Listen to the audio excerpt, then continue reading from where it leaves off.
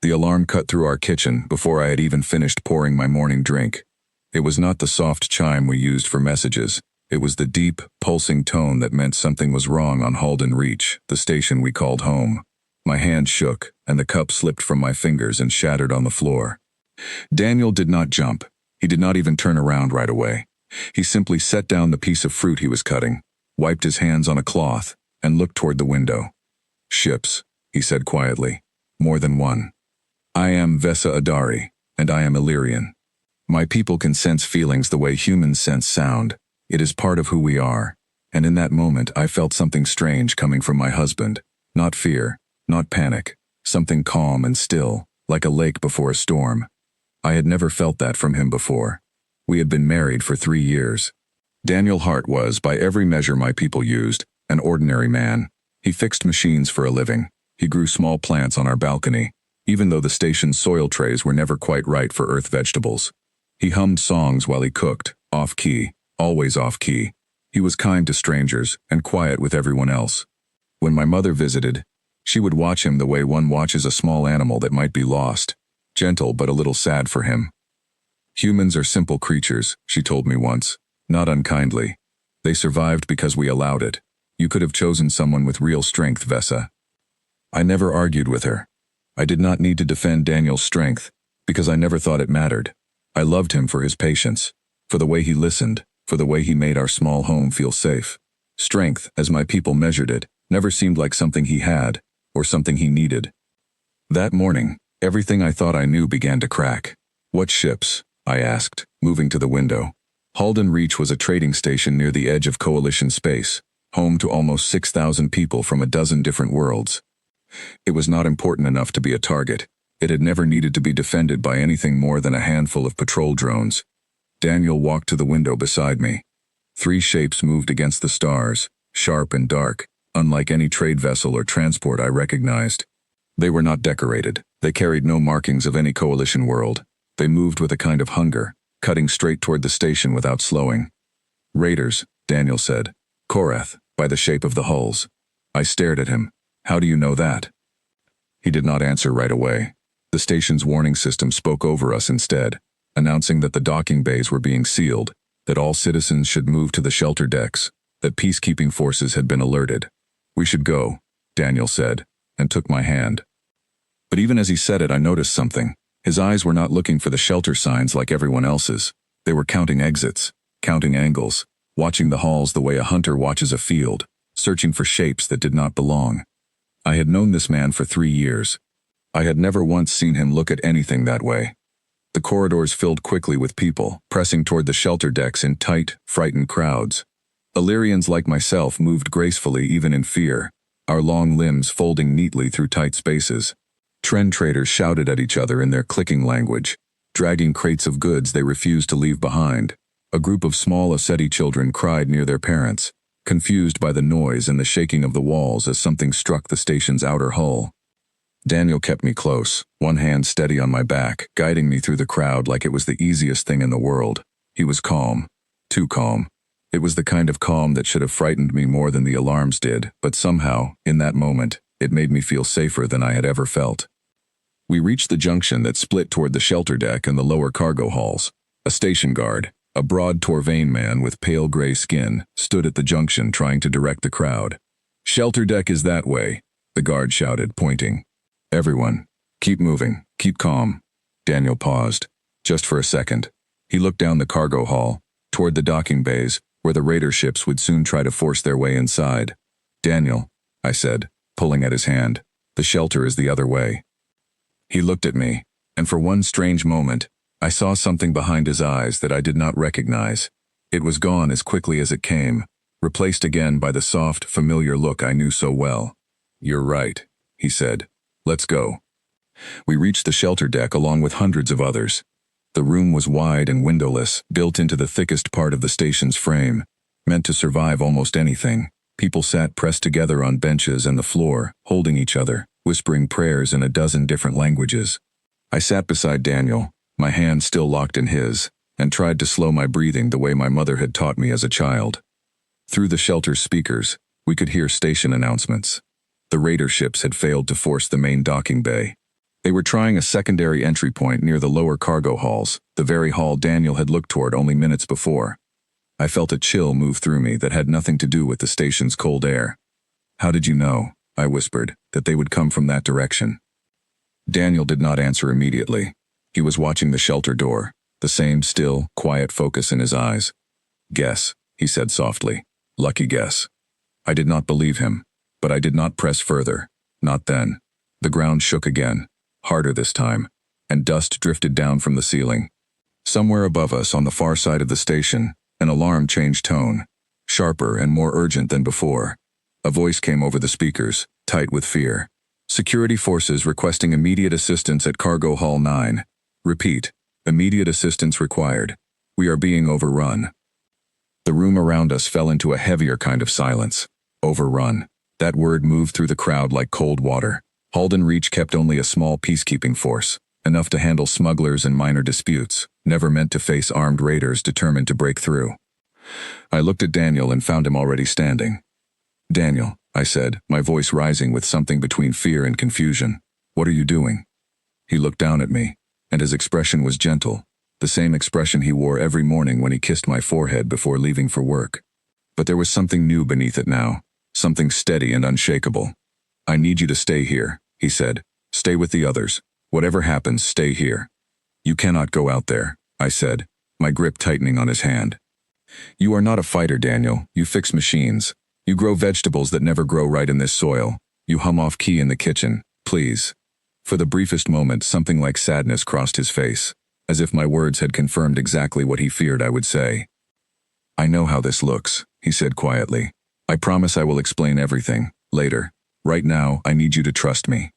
Before I could answer, he leaned down and kissed my forehead, the same soft way he always did. Then he turned and moved through the crowd toward the shelter door, not rushing, not hesitating, walking with the same quiet steadiness he carried into every room he had ever entered. I sat there, frozen, watching my gentle, ordinary husband walk toward danger like it was something he understood far better than I ever imagined. Around me, people continued to whisper and pray, unaware that anything unusual had happened. To them, he was simply another frightened man, perhaps foolish, perhaps desperate to help however he could. But I had felt it. That strange, still calm inside him when the alarms first sounded. I had seen the way his eyes searched the halls, counting exits and angles like a soldier reading a battlefield. I had heard the certainty in his voice when he named the raiders before any announcement confirmed it. 3 years of marriage, and I realized in that moment I did not know my husband at all. The shelter door closed behind him with a heavy final sound, and I sat in the crowded, trembling room, my heart pounding with a fear that had nothing to do with the raiders outside. It had everything to do with the man I loved, and the secret I now understood he had been carrying since the day we met. The shelter door had barely closed when I decided I could not sit still. Around me, hundreds of frightened people huddled together, waiting for news, waiting for someone else to save them. My mother had raised me to believe that patience was a virtue, that Illyrians were wise enough to trust the process of things. But my husband had just walked into danger with a calm I did not understand, and patience felt impossible. I found a maintenance corridor most people had forgotten about, a narrow passage station workers used to move between decks quickly. I had walked it 100 times with Daniel, usually while he complained about a broken coolant line or a stuck door panel. Now I used it to follow him, my heart pounding harder with every step. The lower cargo halls were in chaos by the time I reached them. Smoke drifted along the ceiling, thick and gray, and the emergency lights painted everything in flashing red. Crates had been overturned. A support beam had been torn loose and hung at a broken angle. I pressed myself against the wall near an open bulkhead and looked into the wide cargo bay beyond. What I saw there changed everything I believed about my husband. 6 Korath raiders stood in the center of the bay, tall and broad, their armored shoulders scarred from old conflicts, their weapons humming with charged energy. 2 station guards lay on the ground nearby, not dead, I realized with relief, but clearly beaten and unable to rise. The raiders were not looking for cargo anymore. They were looking for something, or someone, moving through the station's systems with practiced ease, clearly searching for a way to open the deeper docking bays where a coalition patrol ship sat waiting to be stolen. And standing between them and their goal was Daniel. He did not look like my husband anymore. His posture had changed completely, low and balanced, weight settled evenly on both feet. His voice, when he spoke, was calm but carried an edge I had never heard from him before. "That ship isn't leaving this station," he said. The raiders laughed, a harsh grinding sound. Their leader, a scarred figure with a jagged mark across one eye, stepped forward and studied Daniel the way one studies an insect before deciding whether it is worth the effort to remove it. "A human," the leader said, amused. "Halden Reach sends a human to stop us. Where are your real defenders?" "Busy," Daniel said. "You'll have to settle for me." What happened next unfolded so quickly that my mind struggled to keep pace with my eyes. The nearest raider lunged forward, weapon raised. Daniel moved without hesitation, stepping to the side in a motion so smooth it barely seemed to require effort. His hand caught the raider's wrist, redirected the weapon's aim into the floor, and in one fluid motion, the raider was disarmed and pinned against a stack of cargo crates before he understood what had happened. A second raider fired. Daniel was already moving, using the disarmed raider's own body as cover for half a second, before releasing him and closing the distance to the second attacker. There was no wasted motion in anything he did, no hesitation, no fear. Every step, every turn, every strike carried the precision of something practiced thousands of times before, something that had long ago become instinct rather than thought. I had grown up hearing stories about Illyrian defenders, about Torvain soldiers famous for their strength, about the legendary discipline of certain coalition special forces. I had never imagined that my quiet, gentle husband, a man who hummed off-key while cooking and struggled to grow simple plants in station soil, could move like this. Within moments, 3 of the 6 raiders lay disarmed and unable to continue, groaning on the cargo bay floor. Daniel had not raised his voice once.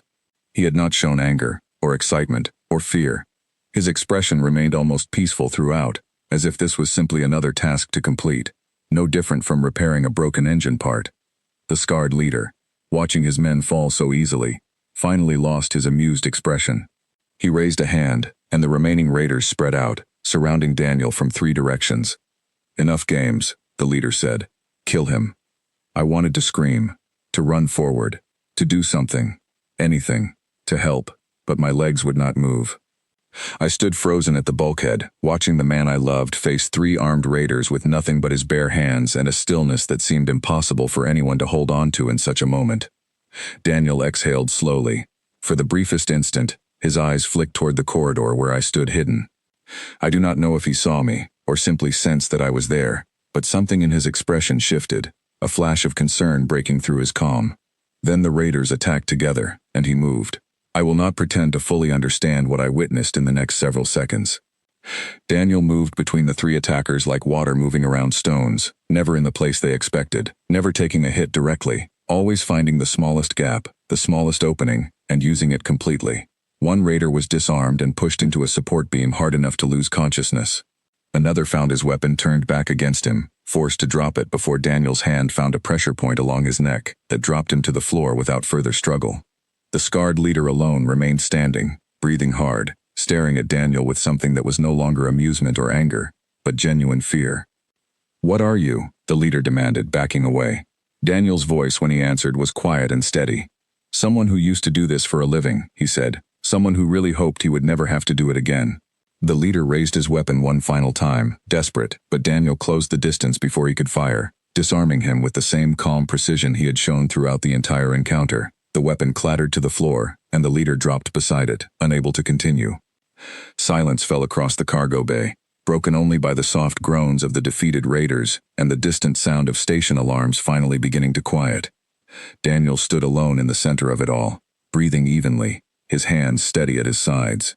He looked, for just a moment, like a stranger wearing my husband's face. Then he turned, and saw me standing at the bulkhead, and his expression softened instantly back into the gentle, familiar man I had married. "Vesa," he said, his voice suddenly uncertain in a way it had not been during the entire fight. "You weren't supposed to see this." I stepped out from the corridor slowly, my legs finally willing to move again. I looked at the fallen raiders around him, at the calm efficiency with which he had defeated 6 armed attackers without raising his voice once, and I felt a wave of emotions I could not begin to sort through. Fear and relief and confusion tangled together into something I had no word for, not even in my own language. "Who taught you to do that?" I asked quietly. Daniel's shoulders dropped slightly, as if a weight he had carried for a long time had finally settled somewhere he could no longer ignore. "That's a very long story," he said. Before he could say more, station guards finally arrived, rushing into the cargo bay with weapons raised. only to find the raiders already defeated and a single human standing calmly among them. Their confusion was almost comical, if the moment had not felt so heavy. One guard, a young Torvain officer, stared at Daniel with wide eyes. "You did this," he said. "Alone." Daniel simply nodded, offering no further explanation, and the guards seemed too stunned to press him further as they began securing the raiders and calling for medical teams to assist the injured station guards nearby. I stood beside my husband as the cargo bay filled with people. As station officials arrived asking questions, he answered carefully, giving away as little as possible while still satisfying their concerns.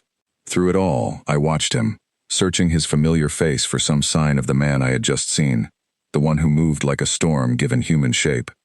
He caught my eye once, briefly, in the middle of the growing crowd, and gave me a small, tired smile, an apology, and a promise held in the same simple gesture. Later that night, safely home again, station repairs continuing outside our window, and the raiders secured deep within Halden Reach's detention decks, Daniel finally sat across from me at our small kitchen table, the same table where he had been cutting fruit only hours before when the alarms first sounded. "I owe you the truth," he said quietly, "all of it."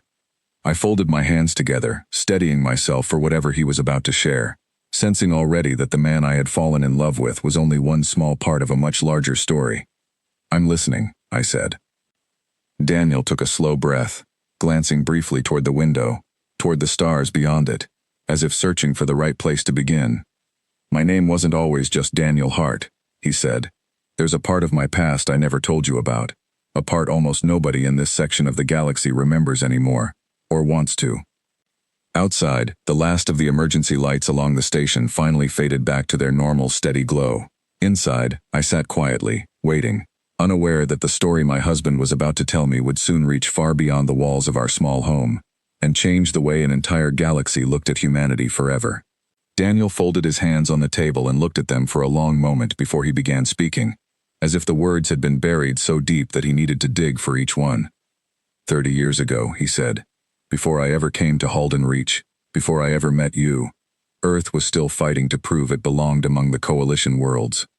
You've heard the history lessons. Humanity was young, technologically behind, considered fragile by almost every species that encountered us.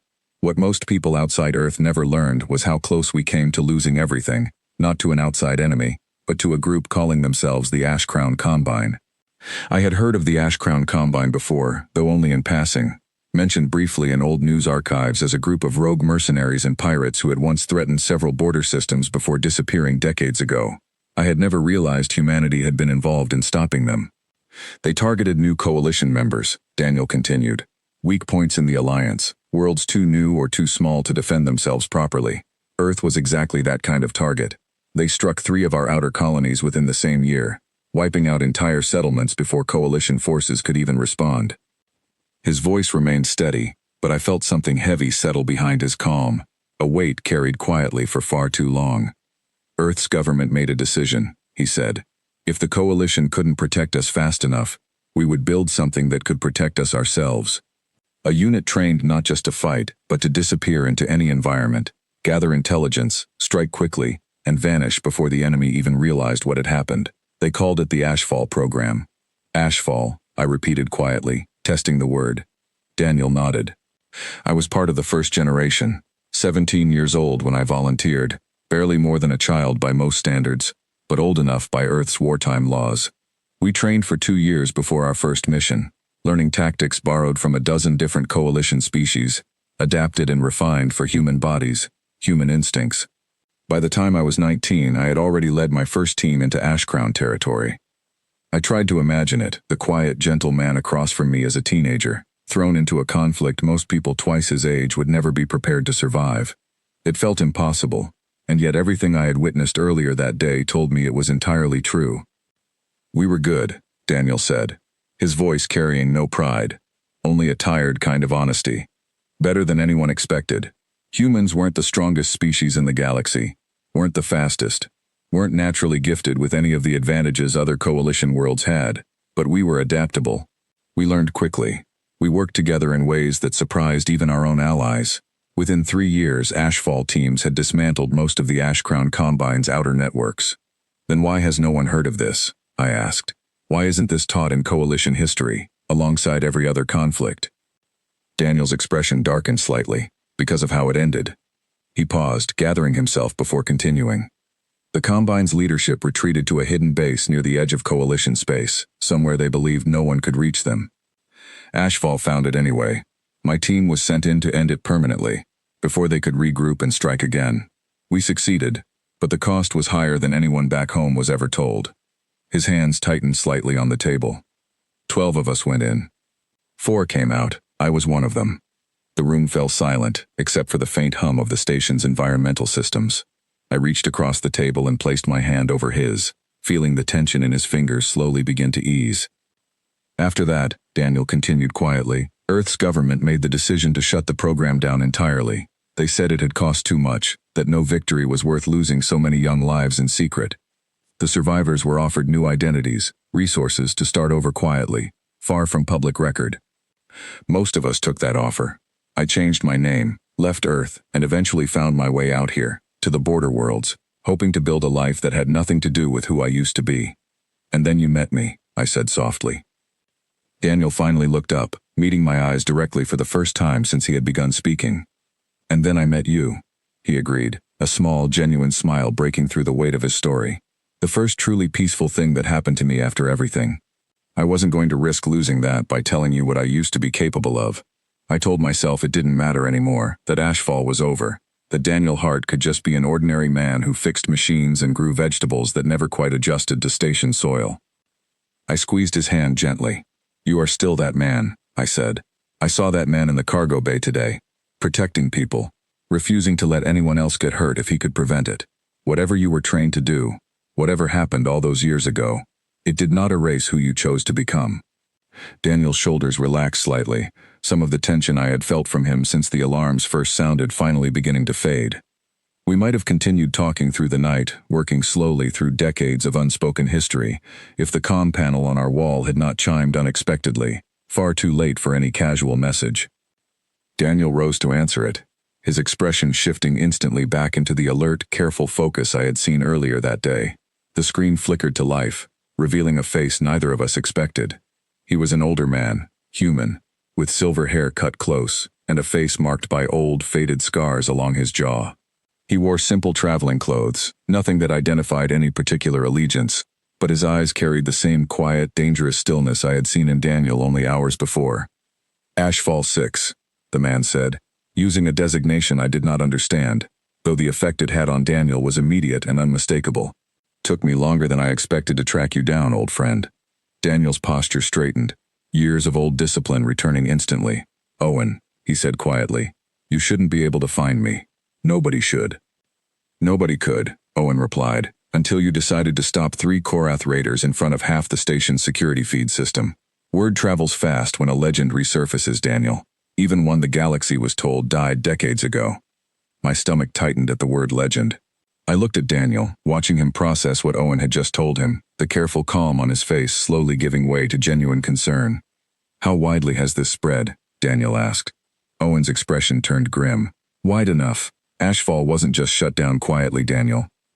There are people out there, old enemies of the program, who never stopped looking for survivors, hoping to settle old debts. If station security footage reached public networks, and given how fast news moves out here, I'd guess it already has. It's only a matter of time before the wrong people see it too. I felt a cold weight settle in my chest, understanding slowly forming behind Owen's careful words. Whatever danger my husband had walked away from all those years ago, it seemed it was no longer content to stay in the past. Who exactly is still looking? Daniel asked, his voice steady despite the tension clearly building beneath it. Owen hesitated before answering, glancing briefly toward something off-screen, as if checking that he was truly alone.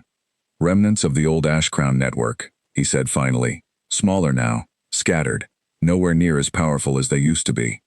But their leadership still remembers exactly which HFY operatives ended their empire 30 years ago. They've spent decades rebuilding quietly, waiting for a chance to settle the score. A recognizable face on a public security feed is exactly the kind of opportunity they've been hoping for. Daniel closed his eyes briefly, clearly weighing the full weight of what Owen had just told him. How long before they act? He asked. Days, Owen said. Maybe less. I came ahead to warn you myself, But I won't be the only one who saw that footage and recognized you, Daniel. Others will be watching Halden Reach very closely now. The comm channel closed shortly after, Owen promising to remain in contact and offer whatever help he could from a distance, though it was clear from his tone that direct assistance would take time he suspected we might not have. I stood beside Daniel in the quiet apartment, the warm lights of our small home suddenly feeling far more fragile than they had that morning. They will come here, I said quietly, understanding settling over me fully now, because of what happened today. Daniel turned to face me fully, his expression carrying a mixture of guilt and determination I had never seen from him before. I never wanted this life to follow me here, he said. I never wanted it anywhere near you, or this station, or anyone I've come to care about since I left Ashfall behind. But hiding from it clearly isn't an option anymore, not now that they know where to look. I stepped closer, taking both of his hands in mine, steadying myself against the fear building quietly inside me. Then we face it, I said, surprising myself with how certain I sounded. Together. Daniel studied me carefully, searching my expression for any sign of doubt, but finding none. Slowly, the tension in his shoulders eased slightly, replaced by something that looked almost like gratitude. You barely know what you're agreeing to, he said softly. I know enough, I replied. I married a kind, gentle man who grows vegetables and hums off key while he cooks. Today, I learned he is also capable of protecting an entire station from 6 armed raiders without breaking a sweat. Whatever else you are, Daniel, whatever name they used to call you before Daniel Hart, I don't think that changes who you've chosen to be for the past 3 years. Daniel pulled me into a slow, steady embrace, the first real moment of comfort either of us had felt since the alarms first sounded that morning. Thank you, he murmured quietly. Outside our window, Halden Reach continued its slow repairs, station lights gradually returning to their normal rhythm, unaware that a far greater danger than raiders was already beginning to gather in the shadows beyond its borders, drawn by nothing more than a moment of security footage and the return of a name many had believed long forgotten. I did not yet fully understand what was coming, but I understood, standing there in Daniel's arms, that the peaceful life we had built together was about to be tested in ways neither of us could fully prepare for. And somewhere far beyond Halden Reach, old enemies who remembered exactly what Ashfall 6 had once been capable of were already setting their plans into motion, determined to make sure that this time there would be no survivors left to disappear quietly into a new name and a new life. 3 days after Owen's warning, Halden Reach's long-range sensors picked up an unfamiliar fleet approaching from the outer edge of the system. I was in the market district when the announcement came, gathering supplies for dinner, trying to hold on to some small sense of normal life despite everything Daniel and I had learned. The station's warning tone sounded differently this time, a longer, deeper signal, reserved for threats far greater than raiders or pirates. Around me, shopkeepers and travelers froze, looking up at the ceiling speakers with growing alarm. All citizens, please proceed calmly to designated shelter areas. This is not a drill. Unidentified fleet approaching Halden Reach. Estimated arrival, 40 minutes. 40 minutes. I dropped what I was carrying and ran. I found Daniel already waiting near our apartment, dressed differently than I had ever seen him. Dark, practical clothing that moved easily with him. A small case open on the table containing equipment I did not recognize. His expression was calm, the same unshakable stillness I had witnessed in the cargo bay days before, but there was something sharper in his eyes now, a readiness that told me he had been expecting this moment since the instant Owen's warning first reached us. They found us faster than I hoped, he said, closing the case with practiced efficiency. Owen sent word an hour ago. Ash Crown remnants, a full strike group, more than I expected them to commit this quickly. How many ships, I asked, my voice steadier than I expected given the fear tightening my chest. 6, Daniel said. Enough to overwhelm Halden Reach's defenses easily, if they're allowed to reach the station unprepared. Station security had already begun coordinating a response, gathering what few armed vessels Halden Reach maintained, but everyone, including the station commander, understood clearly that 6 organized warships were far beyond anything the station could realistically withstand. Panic spread quickly through the corridors as people rushed toward shelter decks once again, the memory of the raider attack still fresh enough to make the fear feel immediate and real. Daniel moved through it all with quiet purpose, guiding me toward the station's command center rather than the shelter decks. I need to speak with your commander, he said. If Halden Reach has any chance of surviving this, they need to understand exactly what's coming, and exactly what we're capable of doing about it. The command center was chaos when we arrived. Officers shouting coordinates, technicians scrambling to reroute power toward the station's limited defense systems. Commander Lyra San, the station's senior officer, a tall, composed Illyrian woman with silver markings along her cheeks, turned toward us as we entered, clearly recognizing Daniel from the earlier cargo bay footage. "You're the human who stopped the raiders," she said. "I understand you have information about this incoming fleet." "They're not here for the station," Daniel said. "They're here for me. Old enemies from a conflict most people have long forgotten, but that won't stop them from destroying everyone here if it means eliminating their target." Commander San studied him carefully, weighing the weight of his words against the impossible situation unfolding outside her windows. "Then give me a reason not to evacuate everyone immediately and abandon this station to them," she said. Daniel stepped forward, his voice calm, but carrying an authority that silenced the chaos around him almost instantly. "Because I know how they fight," he said. "I know their tactics, their weaknesses, the way their commanders think under pressure. I spent years studying groups exactly like this one. If you're willing to trust me, I believe we can turn Halden Reach's limited defenses into something they won't expect." The command center fell quiet, every officer present turning to hear Commander Sun's response. She studied Daniel for a long moment, clearly torn between the impossible odds before her and the strange confidence radiating from this quiet human who had, only days earlier, single-handedly ended a raider attack without assistance. "Talk," she said finally, "quickly." What followed was unlike anything I had ever witnessed from my husband before. Daniel moved to the station's tactical display, quickly outlining a plan that combined Halden Reach's limited defensive vessels with the station's mining equipment, cargo systems, and emergency power reserves in ways none of the assembled officers had considered.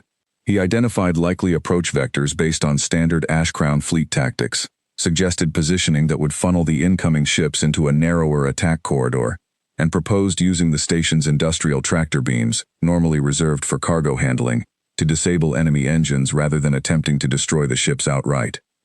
"Their commanders won't expect a defensive strategy built around disabling rather than destroying," Daniel explained.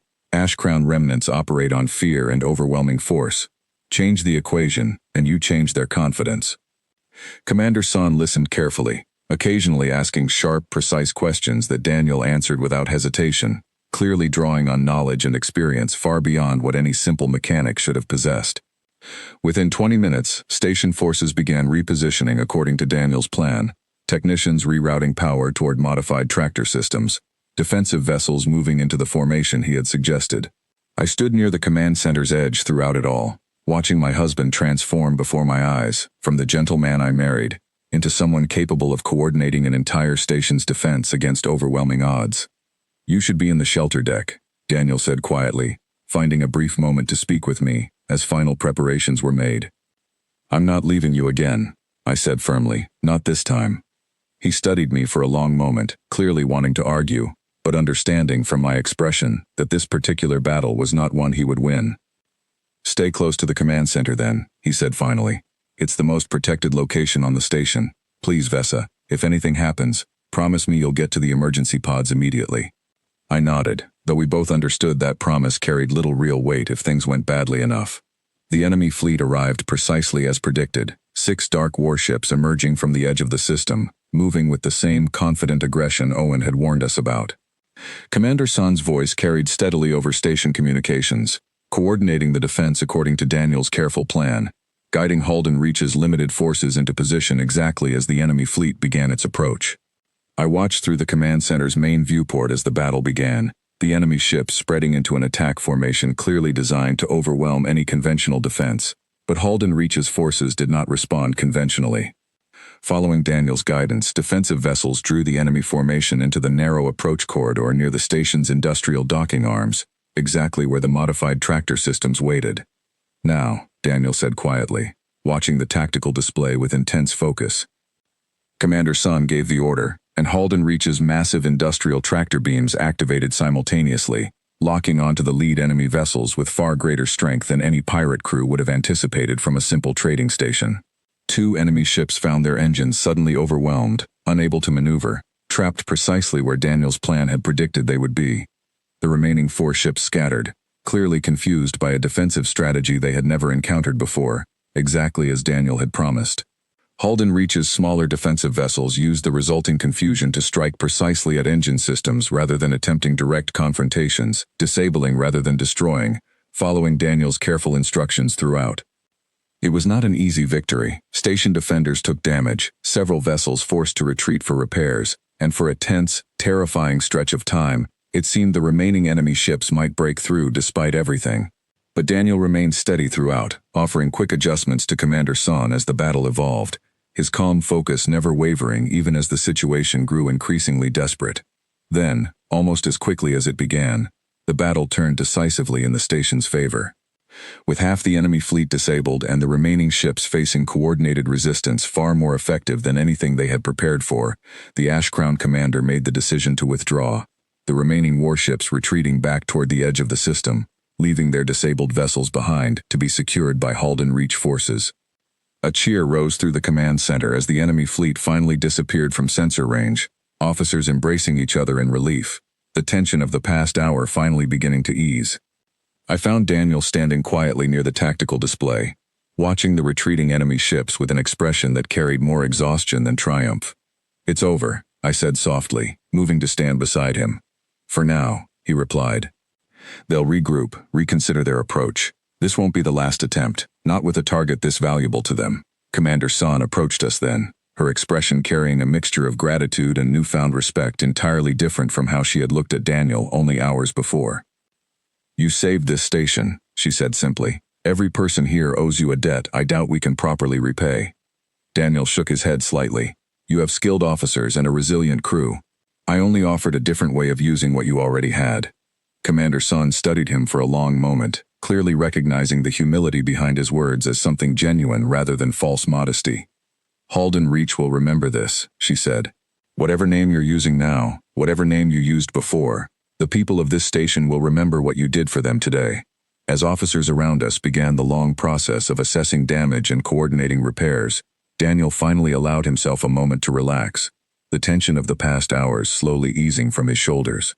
I took his hand gently, grateful beyond words that he had survived the day, even as I understood clearly that Owen's warning still hung over us, unresolved. "They'll come back," I said quietly, echoing his earlier words. "Won't they?" Daniel nodded slowly, his expression thoughtful rather than fearful. "Yes, but next time, they'll understand exactly what they're facing, and so will I." Outside the command center's viewport, Halden Reach's defensive vessels began the slow process of securing the disabled enemy ships, station repair crews already moving to address the damage from the brief but intense battle. Somewhere beyond the edge of the system, the remaining Ash Crown ships retreated to regroup, carrying word of a station far better defended than anyone had expected, and a human survivor whose skills had clearly not faded despite decades in hiding. I stood beside Daniel, watching the aftermath of a battle I had never imagined my quiet, gentle husband capable of winning, understanding fully now that whatever came next, we would face it together, exactly as I had promised him only days before. 2 weeks passed before the Ash Crown remnants made their next move, and when they did not come with warships at all. They came with words. A message arrived on every public channel across Halden Reach, broadcast wide enough that half the station saw it, before Daniel and I even learned it existed. It showed old, grainy footage, decades old, of a much younger Daniel standing among the ruins of a destroyed base, the words Ashfall 6 displayed beneath his image, alongside a long list of names, dates, and operations most people on the station had never heard of. The message that followed was simple and direct, spoken by a voice I did not recognize, cold and precise. "This man is responsible for the deaths of hundreds among our people, decades ago. He hides now among you, wearing a new name, pretending to be Harmless. We do not wish harm upon Halden Reach. We wish only for justice. Surrender him, and this matter ends peacefully." I felt the station's mood shift almost instantly. Fear, curiosity, and suspicion spread through every corridor, every market stall, every quiet conversation. People who had cheered Daniel's name only 2 weeks earlier now looked at him differently when we walked through the station together, uncertain whispers following us wherever we went. Daniel bore it quietly, though I could see the weight of it settling heavily on him with each passing day. "They're not wrong," he told me one evening, sitting alone in our darkened apartment, the broadcast still playing quietly in the background across half the station's public screens. "People did die because of decisions I made, Decisions HFY made. I've carried that with me every day since. They're twisting the truth, I said firmly. You didn't attack innocent people, Daniel. You stopped a group that had already destroyed entire colonies. You saved lives, more lives than the ones lost in that final battle. I know that, he said quietly. But knowing it doesn't make it easier to hear people question everything about who I am, especially now, especially here, where I finally found something worth protecting. I moved to sit beside him, taking his hand gently. Then let them see the truth for themselves, I said. Not through old footage and twisted words, but through what you've actually done since arriving here. Let Halden Reach decide for themselves who Daniel Hart really is. He looked at me for a long moment, something like hope slowly returning to his tired expression. The opportunity came sooner than either of us expected. 3 days later, a single Ash Crown vessel approached Halden Reach directly, broadcasting an open challenge across every public channel, demanding Daniel surrender himself in exchange for the station's continued safety. Commander San immediately began preparing defensive measures, but Daniel stopped her before the station's forces could fully mobilize. Let me handle this, he said, alone if possible. I don't want anyone else risking their life over decisions I made 30 years ago. Absolutely not, Commander San replied firmly. This station stands with you, Daniel. Whatever you did decades ago, you've more than proven yourself since arriving here. Word of the confrontation spread quickly through Halden Reach, and by the time Daniel made his way toward the station's main docking bay, a crowd had gathered, station residents from every species watching quietly, uncertain what they were about to witness. I walked beside him the entire way, refusing once again to be left behind. The Ash Crown representative waited near the docking bay's entrance when we arrived, an older man with cold, calculating eyes, flanked by 2 armed guards who kept their weapons lowered but ready. Behind him, the crowd of station residents watched in tense silence. Ashfall 6, the representative said. Or should I say, Ornal Hart. You've caused our organization significant trouble, both decades ago and again these past 2 weeks.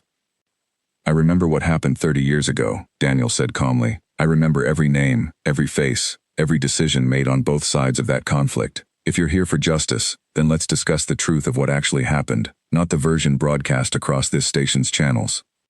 The representative's expression flickered slightly, clearly not expecting Daniel to address the crowd directly rather than simply surrendering. The Ash Crown Combine targeted new coalition worlds, Daniel continued, raising his voice enough for the gathered crowd to hear clearly. Including Earth's outer colonies, before humanity had any real defense against attacks like that. Ashfall was created to stop those attacks, and we succeeded, at a cost far higher than anyone back home ever fully understood. 12 of us went into that final battle, only 4 survived. I have carried the weight of every one of those losses for 30 years, and I will continue carrying it for the rest of my life. He turned slightly, addressing the crowd directly now rather than the Ash Crown representative alone. I never wanted this history to follow me here, he said. I built a quiet life on this station because I wanted peace, because I wanted to prove to myself that I could be more than just a soldier trained to end conflicts through force. I fix machines. I grow vegetables that never quite adjust to station soil. I fell in love and built a home here, exactly as any of you have. His eyes moved briefly to me, standing beside him, before returning to the crowd. But when this station was threatened, twice now, I used what I know to protect the people here, because that's exactly what Ashfall was meant to do from the beginning. Protect the vulnerable from those who would otherwise destroy them without hesitation. The crowd remained silent, absorbing his words carefully, and I could feel the tension in the docking bay beginning to shift, uncertainty slowly giving way to something closer to understanding. The Ash Crown representative, sensing the changing mood, stepped forward angrily. Pretty words don't erase old debts, he said. You will answer for what happened 30 years ago, one way or another. Daniel's expression remained calm, though something firm and unwavering settled behind his eyes. I'm not afraid of answering for my past, he said. But I won't let you use it as an excuse to threaten innocent people who have nothing to do with a conflict that ended decades ago. If you want justice, take it up through proper coalition channels. If you want to fight, know clearly that I will defend this station and everyone in it, exactly as I have already proven I'm capable of doing.